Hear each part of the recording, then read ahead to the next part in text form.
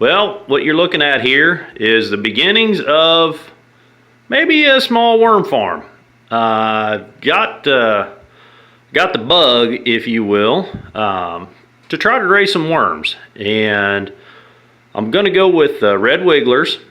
And I decided that I'm most interested in the castings for now anyhow. I see there's a lot of information on the internet that looks like pretty reputable sources are putting out there that says that these worm castings are really good for your plants. So we're going to give it a shot. What I've done here is assembled a few things. I just got my worms in today. You can see I'm wearing gloves. I've got gloves, so I might as well wear gloves. I'm not afraid to get my hands dirty, but if I don't have to get them dirty, that's okay too. The things that I've assembled that I can kind of think I'm going to need to get started. For one, I'm starting with just 1 pound of red wigglers. And so I don't think I'm going to need to buy much. I had that tote laying out in the garage. That one is just kind of I'm sure I'm going to need to sift dirt around and move stuff. So I figured just having a tote handy would be a good thing. So that's empty. Down there, the ice cream bucket, I bought a bag of play sand. And I think a bag of play sand cost me about $6 at the hardware store. I used the sand in the bottom of my tote to pack in over the drain holes. I drilled, I can't even remember what size drain hole I used. Wasn't quite a 1/4 inch, it was much smaller than that. In any case, drilled some holes in the front of the tote there, put just a 1/2 inch of sand over top of those holes. And so that's the play sand in that bucket. The little tub next to it, I bought a bag of barn lime. It's crushed barn lime, and I put some of that in with the bedding, and the bedding I'm using is very well composted horse manure. So I mixed that together, just a sprinkling of lime on the horse manure that I put in on top of the sand in the tote there. So those are the 2 items on the bottom of the shelf there. The shelf, actually my folks had that on the junk pile behind the barn, so that didn't cost anything. So far I've spent $6 and about $4 on the bag of sand and the bag of lime. I bought a little water spray bottle, water pitcher there. We have an old cistern, so we collect rainwater already, so that's no big deal to get some rainwater for the worms to keep them wet, because you don't want to use like chlorinated city water. So I can just go out to the tap on the cistern, and I got myself a little pitcher of water and a spray bottle to keep them wet. I think I paid like 89 cents for the spray bottle. That bucket there contains 12% laying mash, or not a laying mash, a laying crumble, a chicken feed. If you've seen any of my other videos, I've got pheasants and some other birds out in the barn. So I actually already had some layer feed, and apparently the crumbles, which is what that is, apparently those crumbles work very well for the worms. So we're going to try that for now.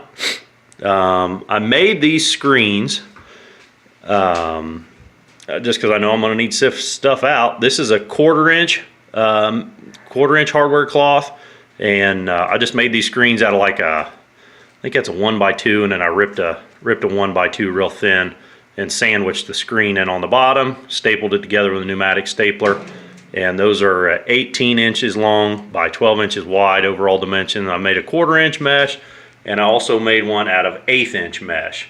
That 1/8 inch hardware cloth is kind of hard to come by, but I found that at one of the mom and pop hardware stores near me. So the tote that I'm using, just a regular 18-gallon tote. Like I say, I had it on hand. I went ahead and marked off in inches. I marked some increments up the side of the thing so that I could keep track of how deep the bedding is and stuff.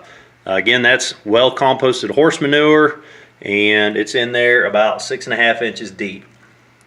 The tote has a few holes drilled in the front there, probably about 12 holes across the front, and then on the inside of the handle here, This is the size. I don't know if you can compare that to my fingernail, or finger rather. That's the size of hole that I drilled in the bottom as well. So these larger holes were already in here, but I drilled holes along the back and front of the handle here. The lid does not seal airtight, so I don't think air circulation is going to be a real issue in there. You know, that lid's kind of flimsy, but it does lock on there, hopefully to keep the worms from crawling out up over the edge. And I also went ahead and bought a digital scale. That's something that I had one here at the house. I got a lot of use out of it. I was shipping a lot of hatching eggs a few years back, and I actually dropped the thing and broke it on the concrete. So I bought myself a new scale. So I think I got about 18 bucks wrapped up in that. So, you know, altogether so far, I'm probably into this little venture for, you know, $6, $4. If you had to buy a bag of chicken feed, 12 bucks. Some hardware cloth and some lumber, I don't know, maybe 15 bucks altogether on that would be very high end. $1 for the spray bottle roughly, $18 for the scale, I think is what that was. And so far my largest expense is the worms. Now I just got them today.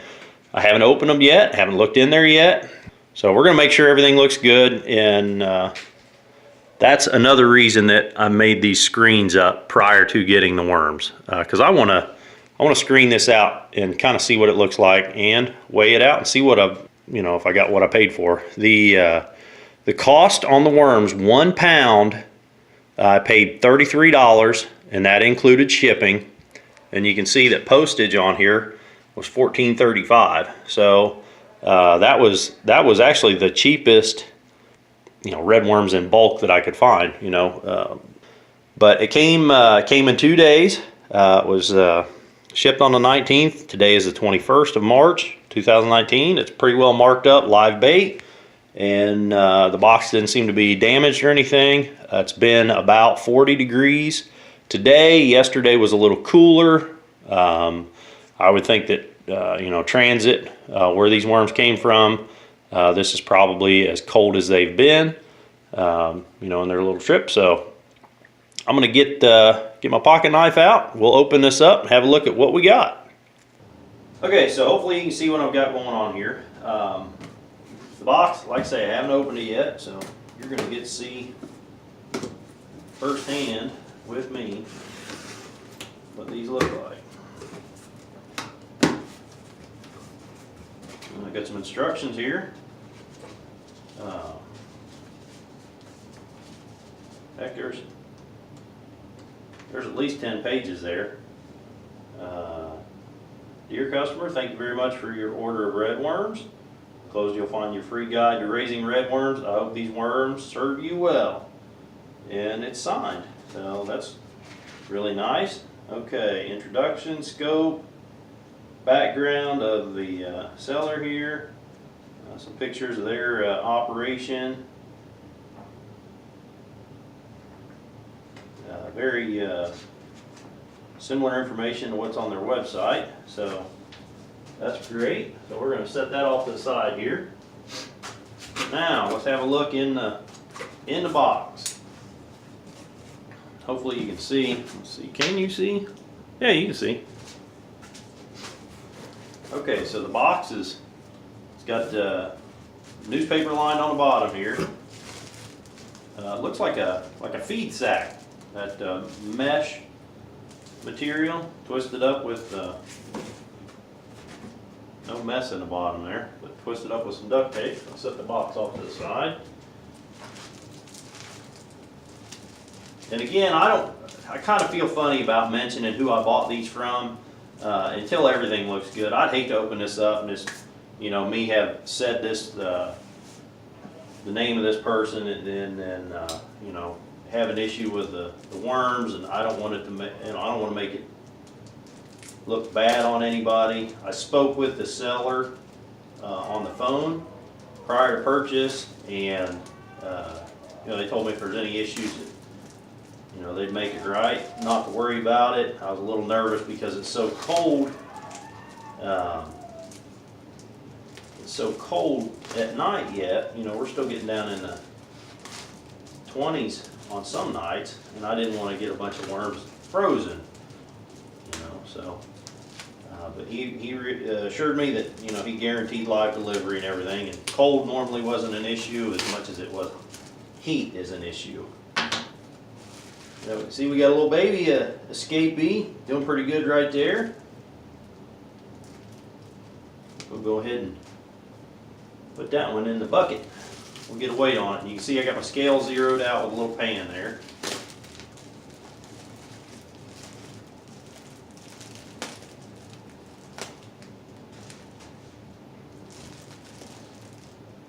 A little bit of an odor. I don't know, kind of like almost like a rotten worm odor, but I'm not used to smelling worms a terrible amount. Most experience I've had with worms is for fishing bait. Looks like they're packed in peat, and the peat is dry and crumbly. Let's go ahead and they look good though. They look like they're moving around, so that's a good thing. They're kind of clumped up here on the one side in the corner, little clumps throughout. So I've got the 1/4 inch screen on top. I've got the 1/8 inch screen sitting underneath of it. Just go ahead and dump them on here and see what we end up with. Oh, sounds like my little girl's awake upstairs. I got the baby monitor going down here. We are in the cellar of my house. This house I live in is an old farmhouse. Been added on to at least 4 times that I know of. Biggest part of the house is on a basement. There's part of it under a crawl space, and part of it's on this old rock laid up cellar. So I thought this would be a perfect spot to raise some worms and, you know, keep them nice and cool down here. Actually, you can't see it, but off camera I've got the barrel of wine sitting there, and works good for a wine cellar. Well, sound like the little girl woke up and she's clapping her hands, so I might have to get up there and check on her here in just a second. Okay, I think I've got all the worms out of the bag. Nobody's tucked up in the knot. Oh, take that back. There's a little one up there and tucked up in the knot. Okay, everybody's out of the bag. I'm going to try to be kind of gentle with them. I don't want to keep them out of their bedding too long.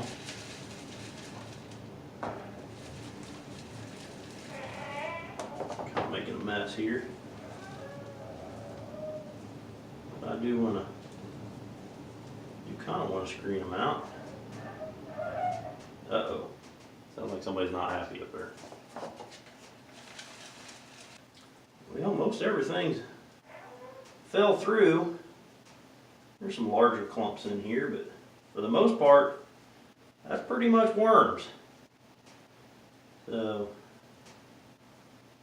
I don't need to get real, I'm pretty happy with what I'm seeing so far. So I'm not going to get real overzealous about getting every little piece of material out of there. These are looking pretty good. A bunch of different sizes in here.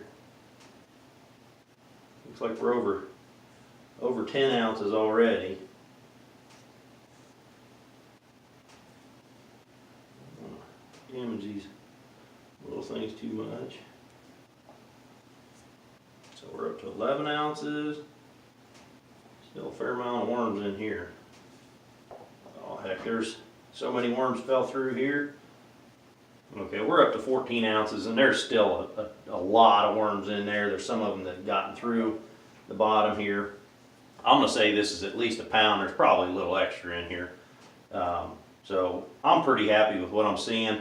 The worms are fairly lively. I need to get them into the bin here, so that's what I'm going to do. I'm just going to dump the rest without doing any damage to them or any more damage to them. I'm just going to dump them right in there on top. Still got all these over here. Nearly forgot about the biggest part of them. All right, so I got them all in the bin there.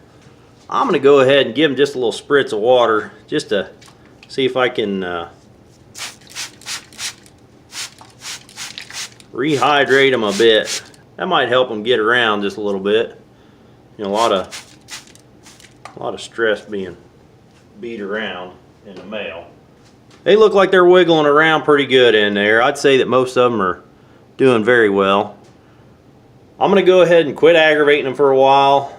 Let them kind of get settled in. Let them go down.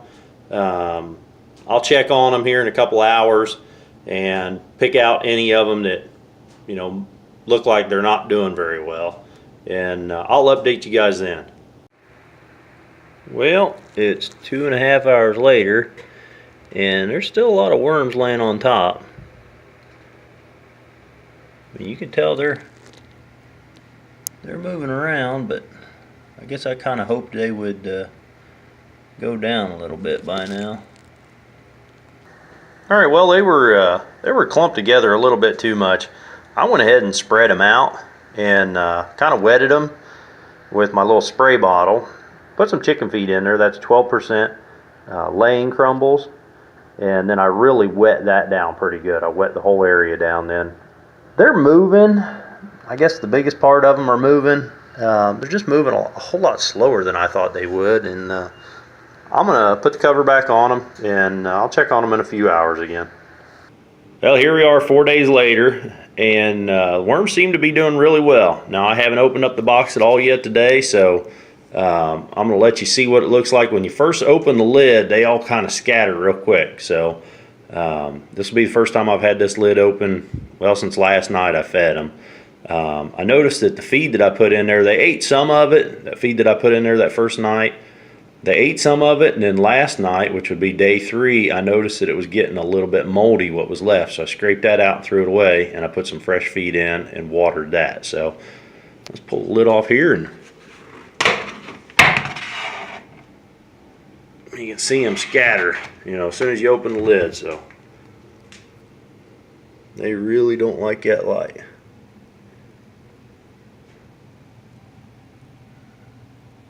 But that's good. They're up in the feed. They're eating it. I don't see any worms that are not, you know, like no clumps of worms that have died or anything. I haven't picked a single worm out of here. So I am really, really happy with the quality of the worms that I got. And again, I got those from Green Greg. So check him out. I know he's posting videos all the time on worms and prepping and stuff, so check out greengregs.com. I think that's the name of his website, and find him on YouTube as well. I'll maybe update you guys as we go along here, but this is it's going to be a, you know, very uninteresting thing for a while. So that's all I got for now, guys. If you want to see more videos of me messing around with these worms in the future, click that subscribe button. You get to see those videos, and I'm posting videos on setting eggs, and some of them will be hatching in 2 weeks. My first batch will be hatching. I'll put them out in the brooder, so click that subscribe button. You get to see how I keep my brooder set up and stuff for chicks. And until the next video, guys, keep on tinkering.